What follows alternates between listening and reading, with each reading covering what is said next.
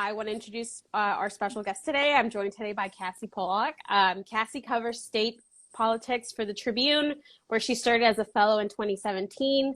Her coverage includes legislative campaigns, the Texas Capitol, and politics that happen in between. She also co-writes The Blast, the Tribune subscription-only daily newsletter for political insiders. And also, if anyone has any questions for Cassi throughout our conversation today, feel free to ask it down below in the comment section. And let's get started because there's a lot to cover. Yes. So I guess before we get started, for anyone who doesn't know, just, because we're in this every day, when does the legislative session end? Because we're coming to an end, right? Right. So the legislature will typically gavel out on sine die. So we are about 10 to 9 days away from it. It'll be the last Monday in May, if I'm doing my math correctly. So yeah, it's definitely crunch time. You can feel it in almost every single, piece of legislation that members are debating right now. It's exciting for me, at least, and I'm sure others. Yeah, it's for me too, but I understand it could be a little too much for the daily Texan, Mm-hmm. So can you break down exactly, or just explain the deadlines that lawmakers are currently under now that we're at crunch time? Right. So the House passed last week. It's arguably largest deadline of the legislative session, where it was able to pass out House bills or House resolutions. We still have a few more crucial deadlines coming up this weekend and into next week. Next week on Tuesday, there's going to be a deadline in the House to consider Senate bills. And then on Wednesday, the next day, it'll be the last day for the Senate to consider all bills, regardless of whether they originated in the House or Senate.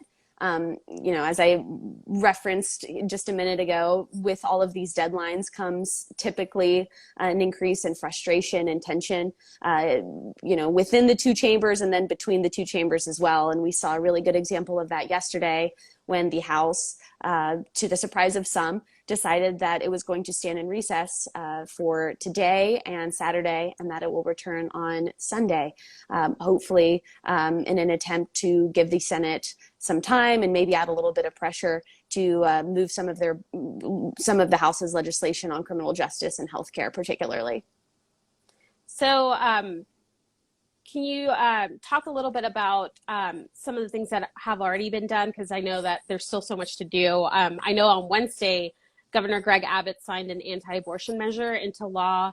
Can you talk? I know that this is something that a lot of people have been talking about. I, on the internet, have been seeing a lot of videos of people just who are daily Texans talking about this. So can you talk a little bit about how this will affect Texans and when does it go into effect? Yeah, of course. So Senate Bill 8, you're right, Abbott signed that into law on Wednesday. It's set to take effect in September. The new law is going to prohibit abortions as early as 6 weeks, which is before some women know that they're pregnant. It's also opening the door for almost any private citizen to sue abortion providers or anybody else or another entity that's involved or assists with an abortion. The law, as the Trib's Shannon Najma Body has reported, is essentially opening up a new frontier in this abortion, first of its kind like legal provisions that are intended to make the law harder to block, which abortion rights activists had said that they very much intend on doing. What's also unique about Senate Bill 8 is that the government is not the entity that enforces the law, but rather private citizens. The person who is now newly empowered to sue abortion providers, or again, anybody else involved with that, can basically sue whenever, and they don't have to have any sort of connection or tie to the specific abortion issue. So it'll be interesting to see how it plays out. But again, abortion rights activists have already declared that they plan to fight this law in the courts to the extent that they're able. Great. Well, I'm going to continue talking about some of the other things that are happening, because there's so much happening right now. So can you fill us in on where we're at with negotiations on the permitless carry legislation, which proponents often refer to as constitutional carry? Yeah. So one of the more contentious pieces of legislation this session has been House Bill 1927. It would let Texans carry a handgun without a license. The House passed its version of the bill. The bill was sent over to the Senate. The Senate made some tweaks to it and then sent it back over to the House. And the House decided that they were not going to agree with those changes that the Senate had made to the legislation. So for the past several weeks, lawmakers from both chambers have been negotiating the bill behind closed doors, hoping to reach some sort of compromise that can get sign off from both of the chambers and make it to the governor's desk, who has, Abbott has said that he will sign into law a permitless carry measure. We could have news on agreement as early as today, or, maybe I should say news on this could be imminent. Both the House and Senate authors of the proposal, Matt Schaefer, a Tyler Republican, and then Charles Schwartner, a Georgetown Republican, were tweeting last night or yesterday evening that, good news could be on the horizon for the legislation. So, all signs indicate that some sort of agreement has been reached or is in the final stages of being reached. And we should have news on that soon. Cool. So another issue that has been big in the session in the legislature is the budget. As we all know, this past year has been tough on everyone. The legislature actually this week wrapped negotiations on Senate Bill 1, which is the next state budget. A big question throughout the budget talks has been how the state will dole out the millions of dollars in federal aid coming its way. So can you fill us in on where lawmakers appeared to have landed on this?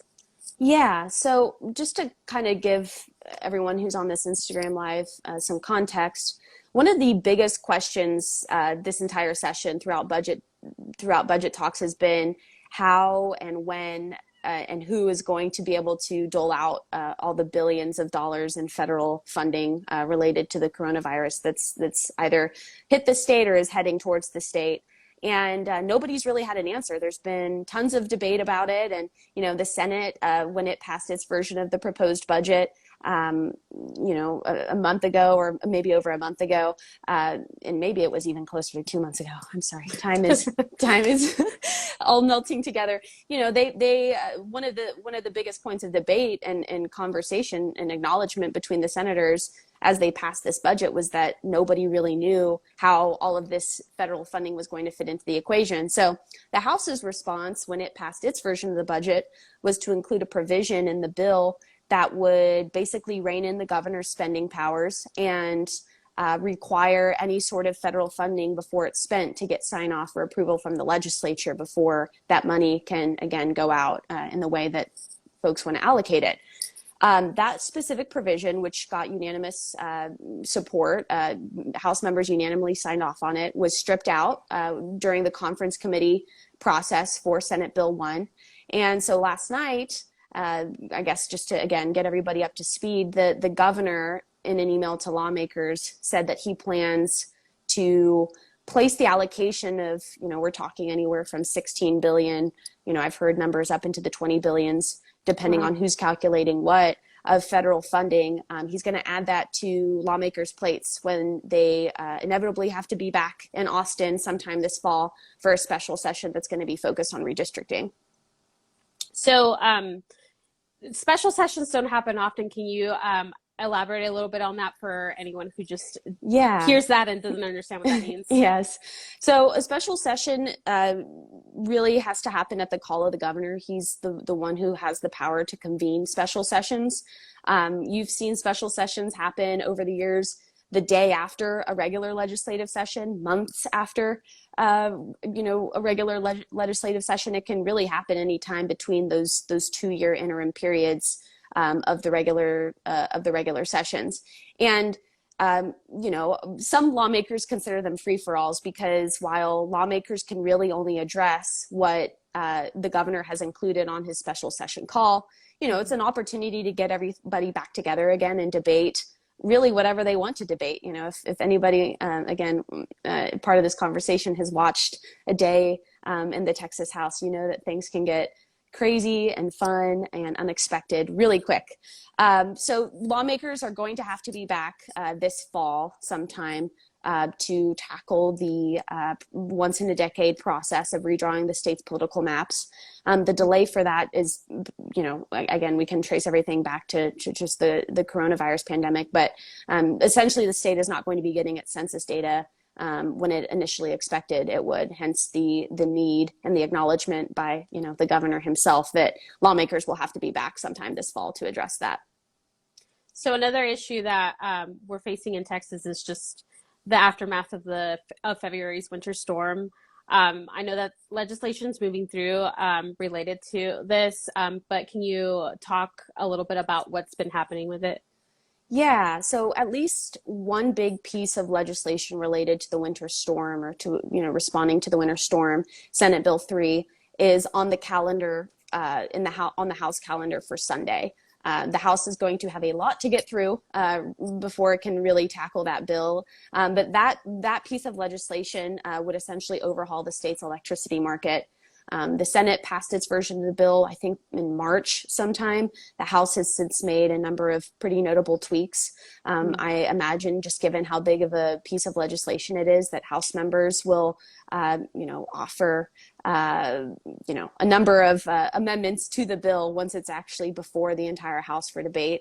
Last week, the legislature sent its first big bill, again, related to the February storm, to the governor's desk. House Bill 16, I believe the Trib's, like Mitchell Furman, who has been reporting, this entire issue just extremely well, would not allow residential or small business electricity customers in the state to sign up for electricity plans where wholesale prices for power are passed to the customers. This is of note, just because, again, after that winter storm, some customers who kind of were fitting into this category, some were reporting bills upwards of $15,000. So actually, you mentioned Mitchell, and he's actually watching, and he just asked. I thought I would get lucky and not have to answer that. He asked if there will be a special session for power grid issues for the winter storm. Do you know? Well, Mitchell, you know that I can't predict the future. I would not consider it out of the realm of possibilities if we saw some version of some issue related to what we saw play out in February added to the special session call when lawmakers are back this fall. So far, there hasn't been a whole lot of chatter about having an immediate special session between when the legislature gavels out in about a week and this fall. Of course, that could change just over the course of a day or two, depending on how some of these, higher level negotiations play out. But there's kind of, I'm going to overgeneralize here, but there's two tiers, right, to responding to the winter storm. There's, adding what some people would say are fundamental reforms to the state's electric system and, billing system and, the governing board that, oversees those industries, and then actually like trying to figure out which players from the storm need immediate help, and whether there's legislation that can be passed to try to address that more immediately. So we'll just have to see, is my answer, Mitchell. We also have another audience question by Perra por Vida. I love your handle.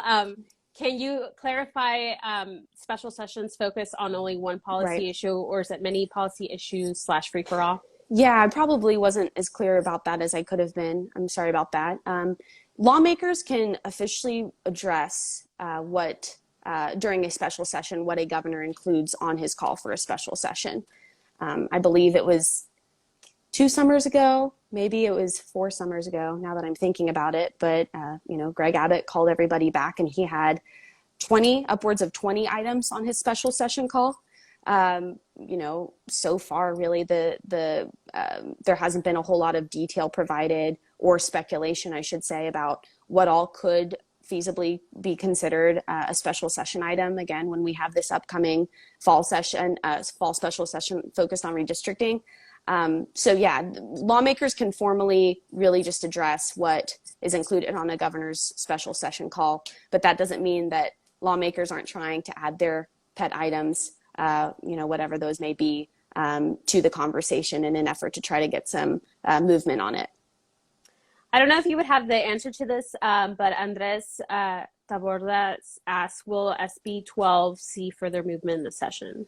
Yeah, so if I'm remembering correctly, so the short answer is that it has been placed on the House's major state calendar. This is a social media bill, maybe related to free speech, if I'm remembering just correctly. So major state calendar in the House means that it's one of the more, big ticket items. It's something that's on the top of it's something that, again, assuming that the order of everything plays out as normal, just in terms of process of business for the House, it's one of the first pieces of legislation that lawmakers will debate when they gavel in.